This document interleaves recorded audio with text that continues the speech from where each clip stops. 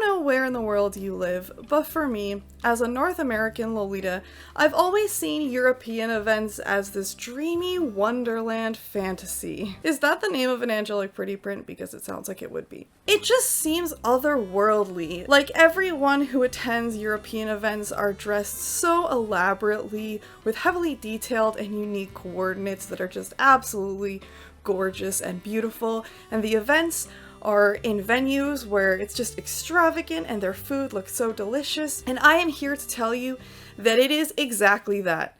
That's what European events are like, at least in what I have experienced. From my understanding, there was a group called Street Fashion Europe that used to hold annual events or semi-annual events in different parts of Europe, and they seem to have stopped having meets before the pandemic and then haven't really had them since. I don't know anything about that organization. I was brought to this event through Fane. And it seems to me like this is the first big, larger scale European event since lockdown has ended. And I hope that there will be a future for more now that travel restrictions are more lenient and people are more comfortable traveling and going to events. The event that I went to was Lolita of Green Gables, hosted by Fane in Barcelona. My flight was 9 hours, and then a 3-hour layover in Portugal, and then an hour and a half to Barcelona. I have horrible flying anxiety, and I'm so grateful that Pokemon Violet had just come out right before my flights, because they felt like nothing. I made a little TikTok, and I'll probably put it in my shorts here, about my experience just exploring Barcelona. I feel like a horrible tourist because Magdalena, the owner of Fane and also who is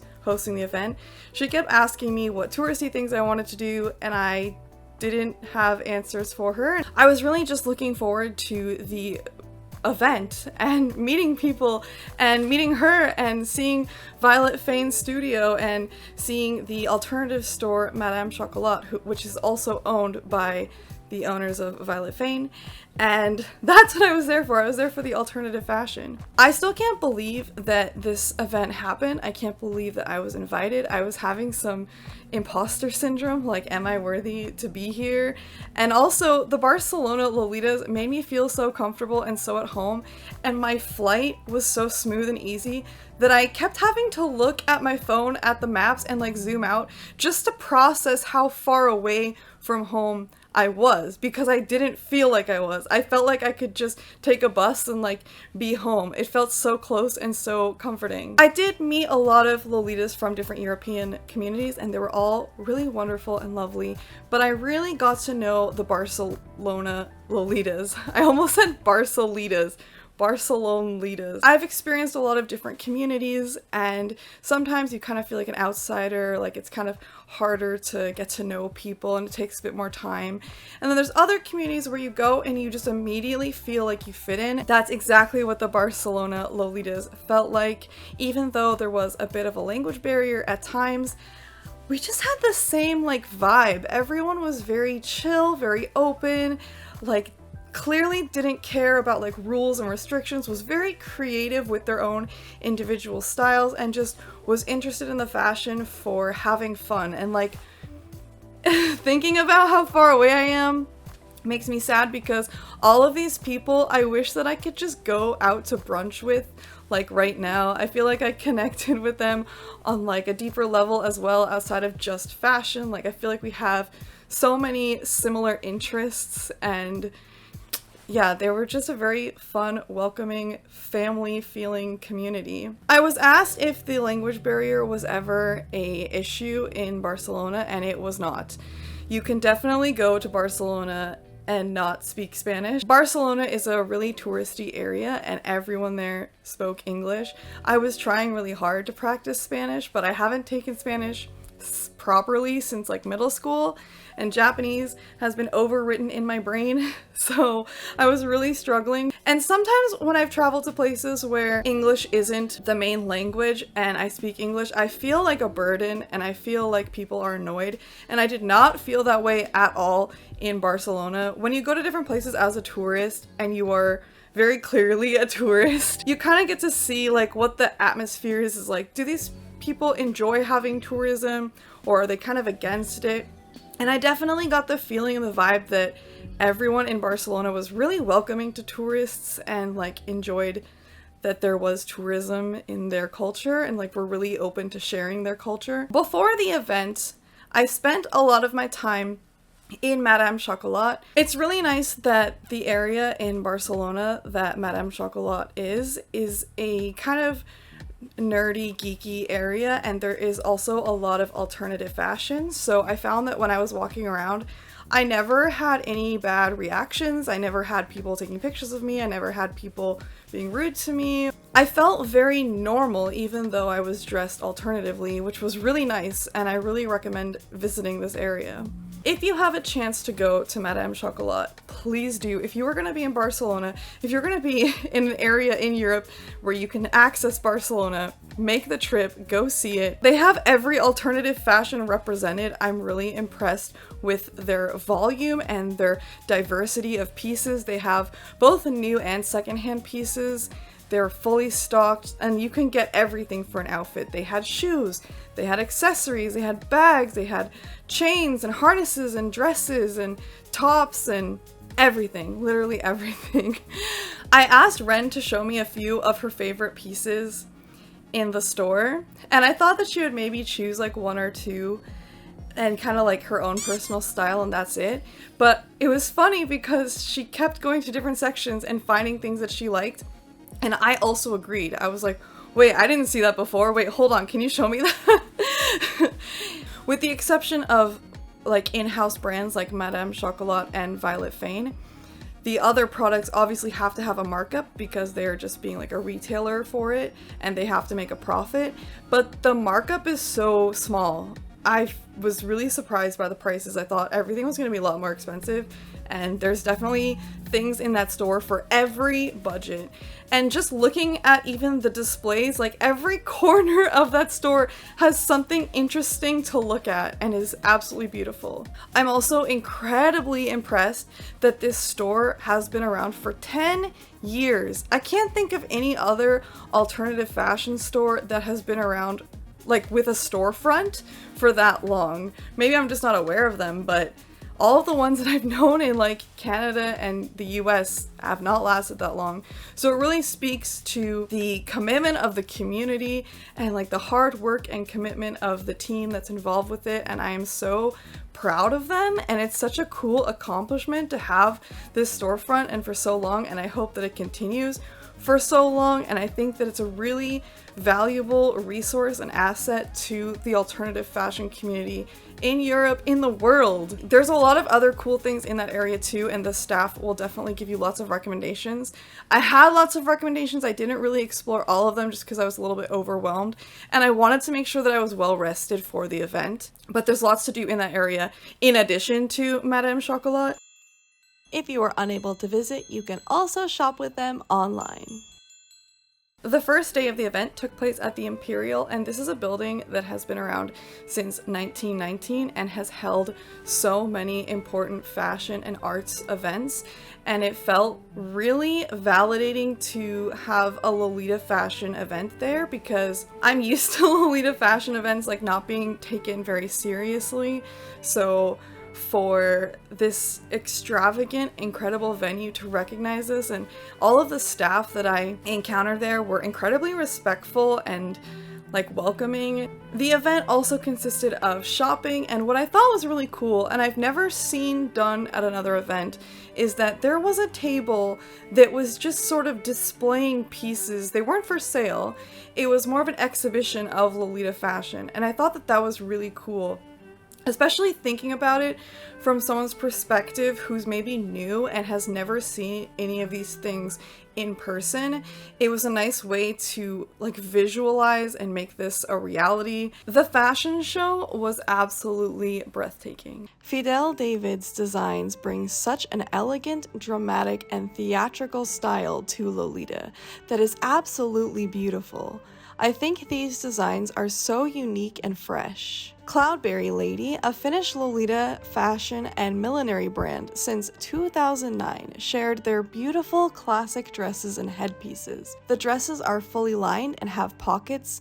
The designer was explaining to me how the dresses in this mini collection are made from what's called dead stock moleskin, which is a cotton fabric that creates a soft suede finish. So the dress is sturdy and warm, but not heavy, and is very comfortable. Violet Fane displayed a few different collections, and this Lolita was wearing the special design for the event, and they teased me and asked not to be cut out of the video. And I said that I would zoom in on them and make sure that they got their airtime, so I am sticking to my word and doing just that. Oh yeah, slay the runway, honey.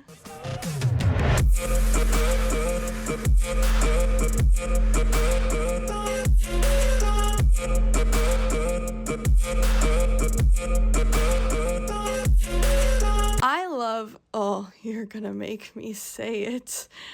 I'm so bad at French pronunciation. I'm so sorry, French speakers. Je suis désolée. Le fantôme de l'antiquaire. Le fantôme de l'antiquaire. No! Pas ça! No! No! Also known as the ghost of the antiquarian, which is someone who collects antiques, if I am not mistaken.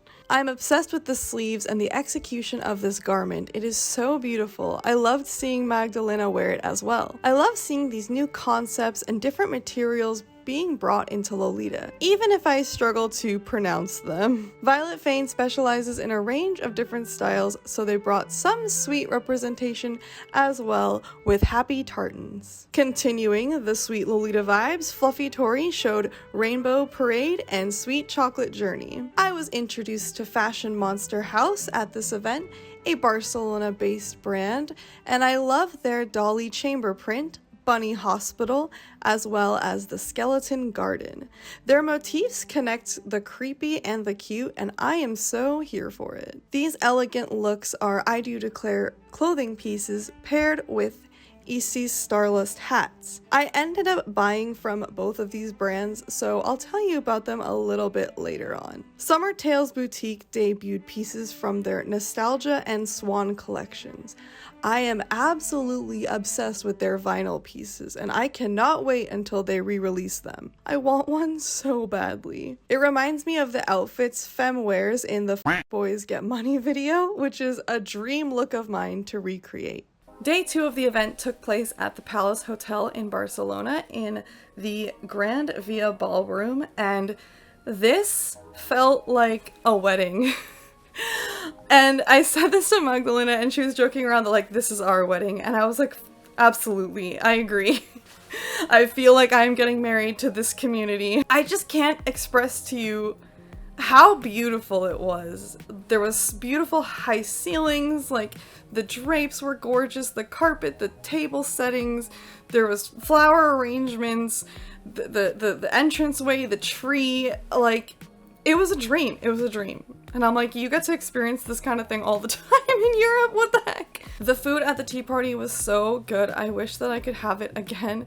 There was vegan options and also gluten-free options, and they were at another end of the room. I don't need either of those, but I wanted to mention that they were available to people who had requested them. I can't eat fish, so there was like one sandwich that I couldn't eat, but everyone was very aware of that and kept it away from me, and there was a bunch of other sandwiches that were so delicious, and when you would finish a plate, they would bring out more, so you definitely didn't leave this event hungry. There was a lot of food. I am obsessed with Icy's coordinate for the tea party, which I feel like could cause some drama in North America, but I know that she would not give a fuck. And I absolutely love that about her. She was wearing what she classified as Aero Lolita, and I feel like this is such a controversial subject because Aero Lolita is short for erotic Lolita, and some people interpret that as doing more risque Lolita where your pieces are a little bit shorter, a little bit more revealing, and you incorporate elements of eroticism into it with like lingerie pieces, corsetry. And that's really the way that Isis interpreted it, and I absolutely loved it. I loved the silhouette of it. I felt like it was still very much tea party appropriate and beautiful, but I know that other people argue that you still have to have the same Lolita silhouette and then add on top of it. I don't want to get involved. If you want to argue about it, you can in the comments. I really liked her coordinate. I think that it was totally appropriate and beautiful, and I could tell that she was feeling herself and had this like really confident energy, which I absolutely love. I don't know what you would call it. There was like a cage underneath that was giving it more structure, but was also kind of hidden and gave her a fun way to pose with it that was kind of like ooh la la. The elephant in the room, I am wearing my new I Do Declare dress, which, oh my gosh. I know it's kind of wild to go to Spain and buy from a company that's based in the US, but I'm so glad that I did, because I Do Declare makes everything herself, so it's what she calls slow fashion. It's like the opposite of fast fashion. It's a more ethical and traditional way of making clothing, and I've never seen her have so much stuff, and whenever I see her list things, they go immediately, and I find that I can't grab anything online. And I'm so glad that I bought this in person, because I actually bought the wrong size first. I Do Declare's sizing is based off of more Western sizing, which I would kind of categorize as more true sizing. My brain has no concept of where my waist is, because I'm used to buying Lolita fashion where it's so high-waisted that I think that my waist is right under my boobs, but it's actually a lot lower. So my waist measurement is smaller than I thought, because I was measuring up here, which validates me even more for buying it in person, because I was able to trade with her and get my correct size, which is a medium. I first got a large. I like that her style is a little bit more snatched. I feel like more, I don't know, mature. I Do Declare pieces can be worn in a Lolita way, but they're kind of more Victorian, just historical wear, so I'm really excited to style this more ways. I think it's absolutely perfect with this hat. I'm just recording this today, but I really want to go out in it because I feel so beautiful. I feel so like feminine and fancy, and I'm just wearing a dress and a hat, like such a simple coordinate, but it just speaks volumes to itself. I'm ridiculously so happy. I got this hat from Isis Starlust. Her headpieces, like the quality of it is so good. It's so versatile. I really enjoy it. It's really comfortable. I just knew I had to get a piece, and I wanted to get this really big dramatic piece that's kind of simple that I can style in different ways. I can't even put into words how amazing this event was. It was so fun. It seemed to run so smoothly, considering that so much was done, and I could tell that so much work was put into it, but everyone seemed so calm and well put together and happy and enjoying it. It's clear and evident that Magdalena has a lot of experience and really knows what she's doing and knows how to organize this event, how to delegate tasks, how to manage people, and her volunteer team seemed really responsive. Yeah, it was just incredibly professional, incredibly fun, really warm and welcoming, and I enjoyed it, and I really hope that more events can happen. I hope that Magdalena can arrange more events. I hope that more European events can happen. And also, if you are in charge of any events in North America, please look into inviting Violet Fane, because she's really wonderful to work with, and her line of clothing definitely has something for like a wide range of audience, between having different styles within her brand and also a range of sizes. I think she has something for everyone, and I believe she could probably also bring Madame Chocolat stuff, so I think that events here should look into having her as a guest, having her as a brand. I did not make an outro for this video. I guess I didn't want it to be over. Basically, I love Violet Fane, Lolita of Green Gables, 10 out of 10. Thank you so much for bringing me. Thank you for all of those who attended and for those who helped out with the event. I miss everyone and I already want to go back to Europe. Matteo makes really cool jewelry. You should also check it out. I don't know what else there is to say, so I'm gonna head out and I'll just show you some more beautiful people.